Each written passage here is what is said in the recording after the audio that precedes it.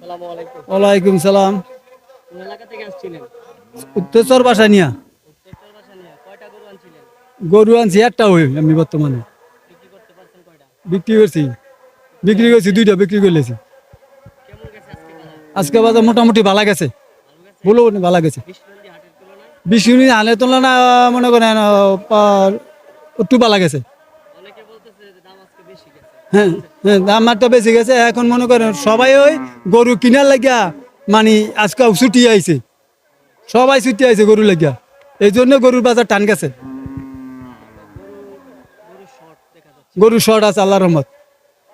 অন্য অন্য বাজারে খবর লেছি গরু শর্ট, কালিও বাজার চারটি যাইব আল্লাহর রহমত। তার মানে গৃহস্থ যারা তারা মোটামুটি ভালো দাম পাইছে শেষে। জি জি জি জি, সবাই আল্লাহ দিলে সবাই আজকে দামে সবাই ক্রেতারা খুশি, কিনুয়ারও খুশি, দোনো পক্ষে খুশি। এটা কত টাকায় বিক্রি করছেন? এটা 1,20,000। 1,20,000। 1,20,000 টাকা হইলে গরুটা কেমন হয়েছে? ভালো হয়েছে আলহামদুলিল্লাহ, গরু ভালো হয়েছে। ধন্যবাদ। ভাই কোন এলাকা থেকে আসছিলেন? ভাই আসছি বঙ্গারচর থেকে। বাংলাদেশ থেকে। ইয়েস। গরু কেমন আজকে বাজার? গরুর বাজার ভাই আজকে খুবই চওড়া, চওড়া? চড়ই বলা যায়।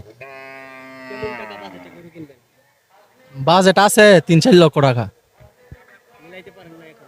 না মিলাইতে পারি না, দেখতাছি 1.5 লক্ষ টাকার মধ্যে একটা। আচ্ছা, গরুর বাজার আজকে হঠাৎ করে এমন চড়া হওয়ার কারণ কি বলে আপনি মনে করেন?